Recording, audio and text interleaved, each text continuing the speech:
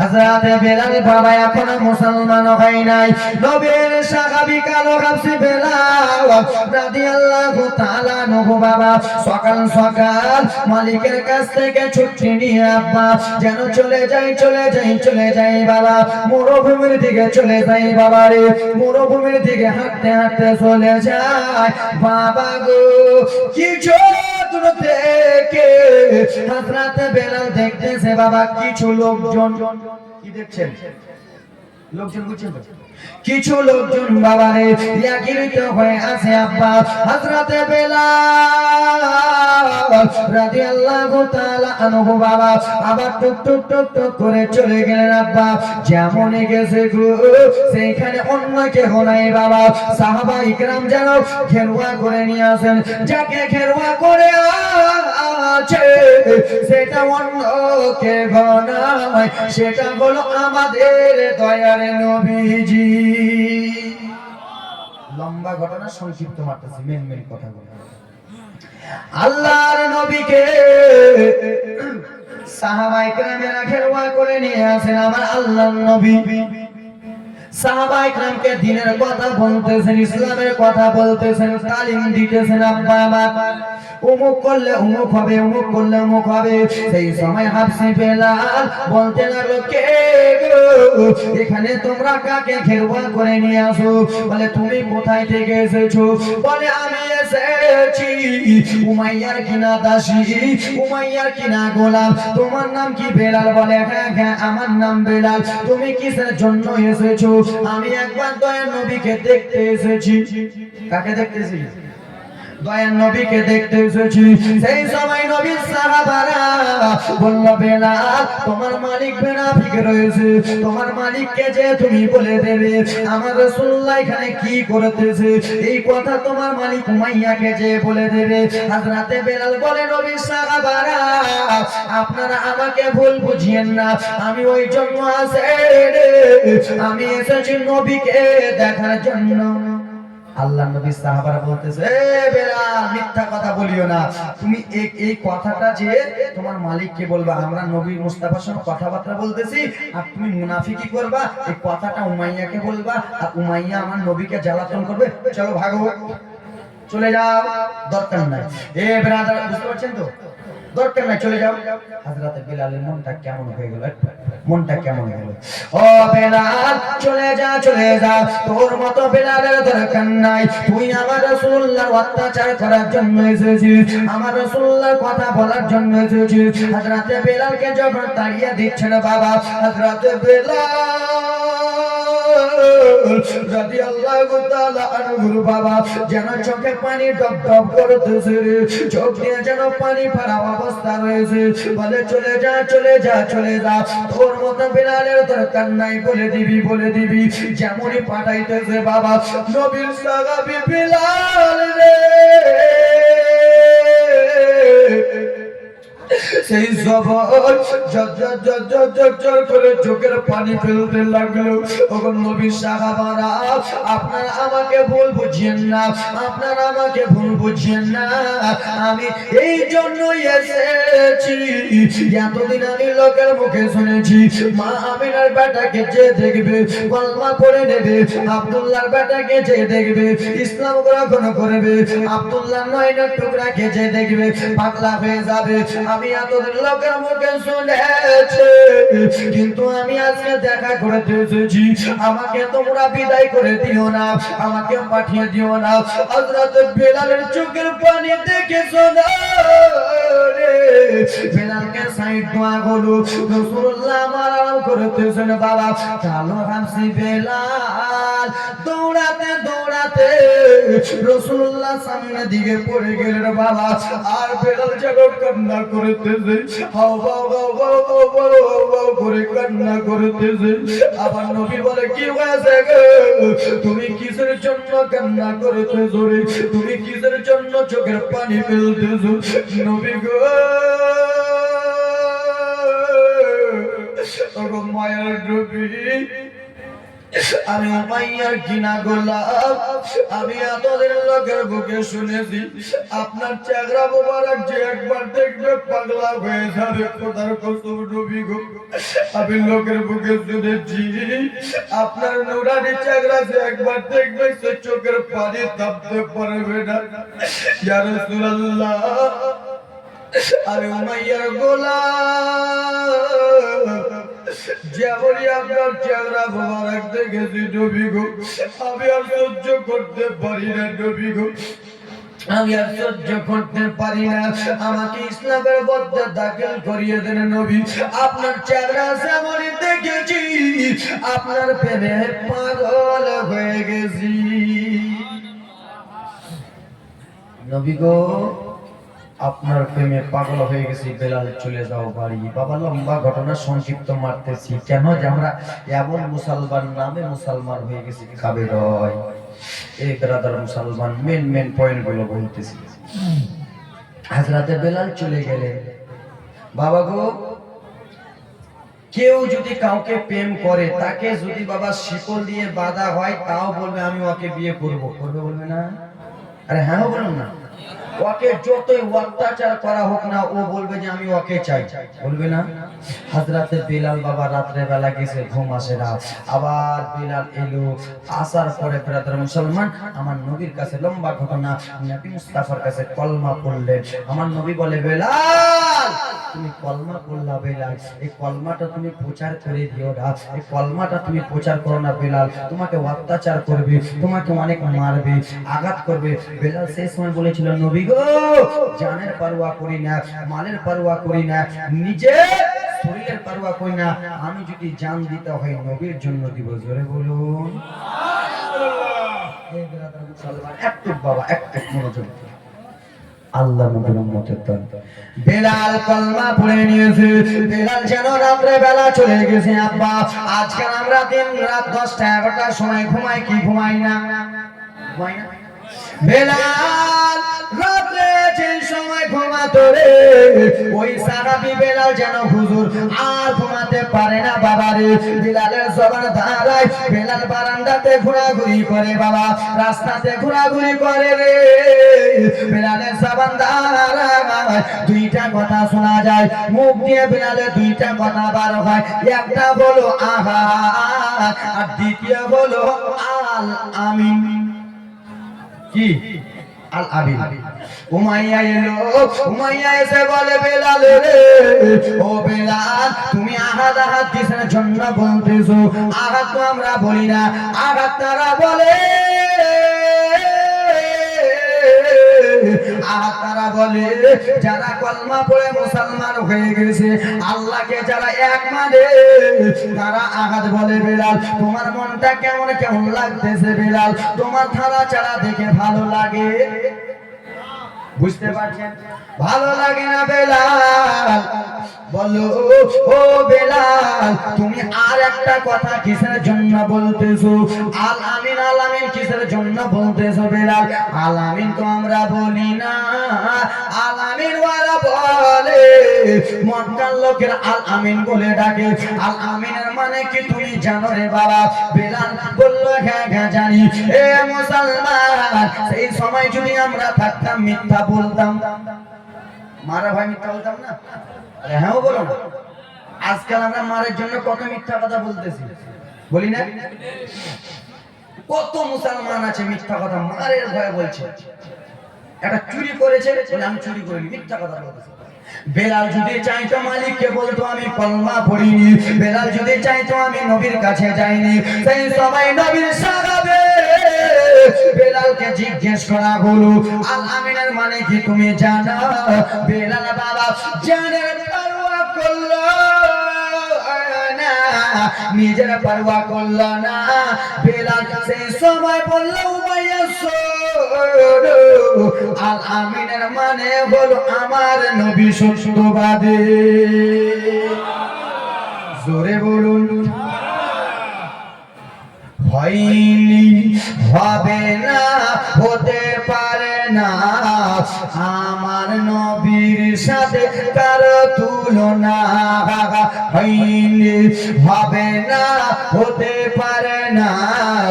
আমার নবীর সাথে কারো তুলনা, হায়রে তুলনা তো দূরের কথা, তুলনা তো দূরের কথা, ছায়া মিলে না, হয়নি, হবে না, হতে পারে না। আমার নবীর সাথে কারো তুলনা, জোরে বলুন।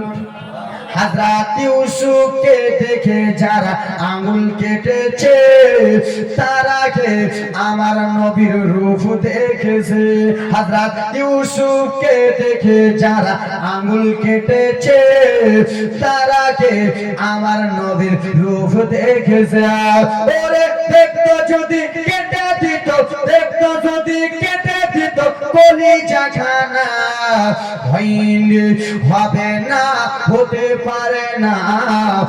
আমার নবীর সাথে কারো তুলনা, জোরে বলুন। যত নবীর শুনছিলেন খোদার দিবানা, দুই চোখেতে দেখবে আল্লাহ মনের বাসনা। পৃথিবীর জমিনে 1,24,000 বা 2,24,000 যতগুলো নবী রাসূল এসেছেন, একটাও নবী রাসূল আল্লাহকে দেখতে পায়, আল্লাহকে দেখতে পায় নাই। কিন্তু আল্লাহ রাব্বুল আলামিন আমার নবী মুস্তাফাকে মেরাজের রাতে নিজের দোস্তকে দেখা করার জন্য ডেকেছে, জোরে বলুন। যত নবী রাসূল ছিলেন খোদার দিবানা, দুই চোখেতে দেখবে আল্লাহ মনের বাসনা।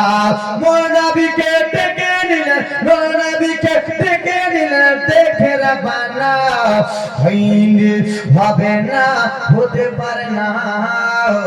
আমার নবীর সঙ্গে কারো তুলনা। উমাইয়া আমার নবীর সঙ্গে কারো তুলনা করো না, কলমা পড়ে মুসলমান হয়ে গেছে। এবার দেখেন কত কষ্ট, এবার কলিজাটা ফেটে যাবে বাবা, চোখ দিয়ে ঝরঝর করে সত্যি সত্যি পানি পড়ে। উমাইয়াকে হযরত ঘরে নিয়ে যাওয়া হলো। কোথায় নিয়ে যাওয়া হলো? ঘরে নিয়ে গেল। ঘরে নিয়ে যায় বেলালকে বুঝা, বেলাল, ও বেলাল, তুই নবীর কলমা ছেড়ে দে। কি ছেড়ে দে? নবীর কলমা ছেড়ে দে বেলাল।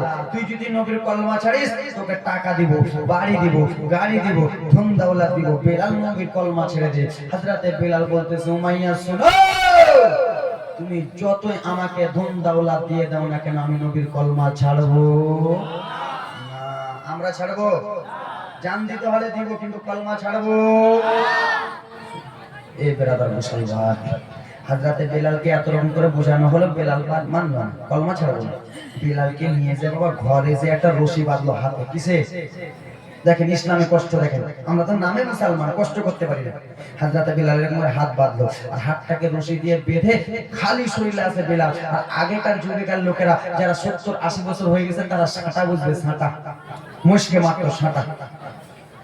বেলালের কাছে আনা হলো, আর এই ছাঁটাগুলো নিয়েছে বেলালকে বলতেছে, বেলাল এই ছাঁটাগুলো তো শরীরে মারা হবে, তুই কলমা ছাড়। বেলাল বলতেছে, যতই মারে না কেন কলমা ছাড়বো। এ ব্রাদার মুসলমান, নবীর সাহাবী বেলাল যখন কলমা ছাড়তে রাজি হলো না বাবা, ছাঁটার বাড়ি বাড়ি বেলালকে মারতে লাগলো রে, ছাঁটার বাড়ি বাড়ি বেলালকে আঘাত করতে লাগলো। বেলাল যেন তত্তর তত্তর করে কেঁপে যায় মা, বেলাল যেন এই দিকে ওই দিকে করতেছে। জননে বেলালকে এত মারা হইতেছে বাবা, বেলালের শরীরে লম্বা লম্বা দাগ করে দিয়েছে। নবীর সাহাবী বেলাল সেই সবাই শরীরটা দিয়ে বলতেছো, ভাইয়া রে আমি আবার কি দোষ করলাম রে, আমাকে এত মারতেছো, আমাকে এত আঘাত করতেছো, ছেড়ে দাও ছেড়ে দাও, আর আমাকে মারিও না। বাবা কথাবার্তা চলতেছে, এত জোরে জোরে মারতেছে বাবা, বেলালের শরীর যেন ফুলে ফুলে গেছে। আব্বা সকালে বললো, উমাইয়া বদমাইশ বাবা বেলালকে জমিনে শুইয়ে দিয়েছে। আব্বা বেলাল কলমা ছাড় না, কলমা নবীর ছাড়বো না। যেমন এই কথা বলেছে, জোরে এত বড় পাথর, একটা পাথর ডান হাতে দিয়ে দিয়েছে। একটা পাথর বাম হাতে দিয়েছে, একটা পাথর বাম পায়ে ডান পায়ে দিয়েছে। বাবা গো, বিলালের হাতে বড় বড় পাথর দিয়েছে। বিলাল আর হাত নড়াচড়া করতে পারে না, বিলাল আর পা নড়াচড়া করতে পারে না। 10টা 11টা 12টা 1টা 2টা বেজে যায় আব্বা, বিলাল যেন এরকম করতে পারে না। জননী নবী আমার, বিলাল যেন নবী নবী বলে কান্দে। নবী গো, আপনার জন্য ইয়া রাসূলুল্লাহ এত কষ্ট করতেছি। বাবা সন্ধ্যা হলো, বিলালকে যেমন ডান হাতের পাথর চালিয়েছে, ডান হাতের পাথর যেমন টেনেছে, বিলালের হাতের চামড়া গুলো বাবা কেমন কেমন হয়ে গেছে। বাম হাতের পাথর টেনেছে, চামড়া গুলো কেমন হয়ে গেছে। ডান পায়ের পাথর টেনেছে, বিলালের রগ গুলো যেন কেমন কেমন হয়ে গেছে। বাবা বাম পায়ের পাথর টেনেছে, বিলালের রগ গুলো কেমন কেমন হয়ে গেছে।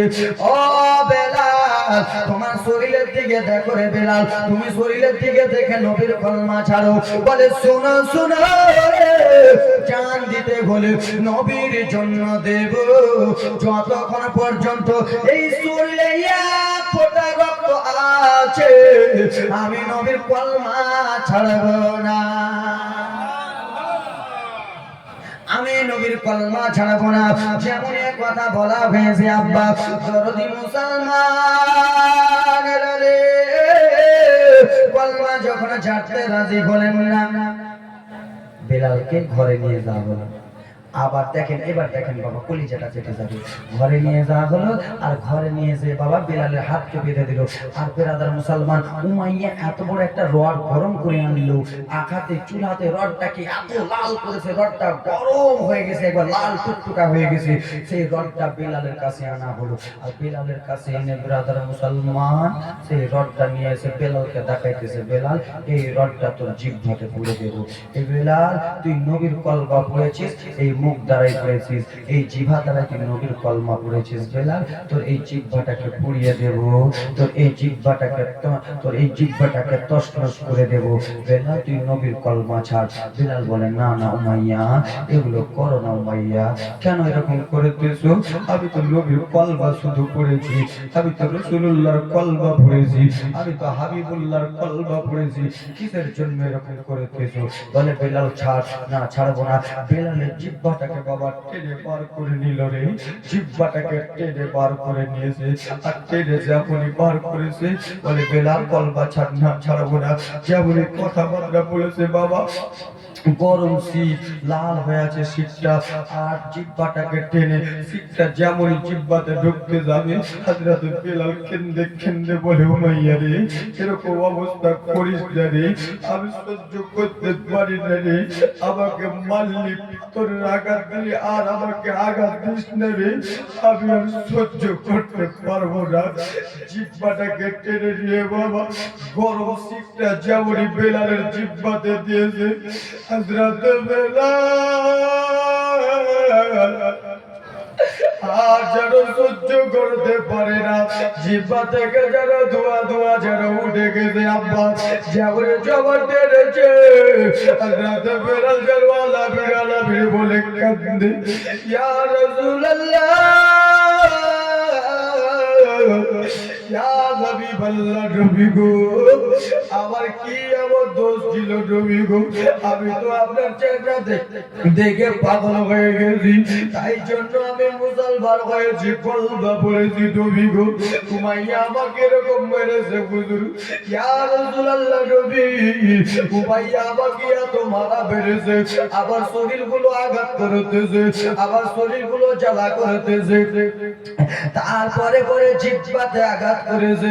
হযরত বেলাল জিহ্বা নিয়ে সহ্য করতে পারে না, জরুরি উমাইয়া বদমাইশ বাড়িতে গেল, এত বড় হাঁড়িতে গরম পানি করে আনলো, যেই পানি আমাদের শরীরে এক ফোঁটা দুই ফোঁটা পড়ে গেলে সঙ্গে সঙ্গে ফোঁটা লাই কি লাই না বাবা, পানি যেন টকবক টকবক করে ফুটতেছে।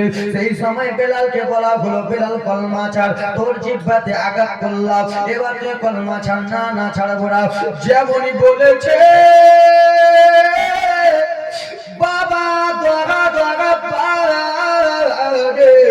গরম পানিগুলো বাবা বেলালের যেমনই বুক মোবারকে চালিয়েছে, যেমনই বুকে চালিয়েছে বাবা, বাবা বেলালকে মেরে মেরে যে ঘা ঘা করে দিয়েছিল, সঙ্গে সঙ্গে গা গুলোতে বড় বড় পোতা হয়ে গেল। যেমনই পিঠ মোবারকে চালিয়েছে সঙ্গে সঙ্গে পোতা হয়ে গেল। জননী বেলাল যেমনই শরীর এরকম করেছে, পোতাগুলো চলে গেছে, আর বেলাল সহ্য করতে পারে না, শরীর চলে যায়, শরীর চলে যায়, আর সহ্য করতে পারে না। এ মুসলমান, সে বিলাল নবীর উম্মত, আমরা হলাম সেই নবীর উম্মত। তো সেই বিলালকে আমরা ভালোবাসি কি বাসি না?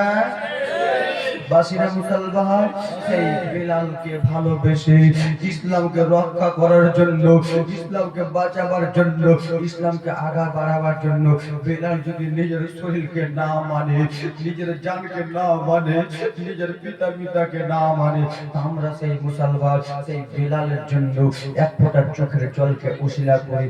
আসেন কোন আল্লাহর বান্দা এই মেহফিলের মধ্যে, তিনজন আল্লাহর বান্দা, এই ব্রাদার মুসলমান 10,000 টাকা দিতে পারবেন তিনজন আল্লাহর বান্দা বিলালের এক ফোঁটা চোখের জলকে মনে করে। আসেন কোন আল্লাহর বান্দা?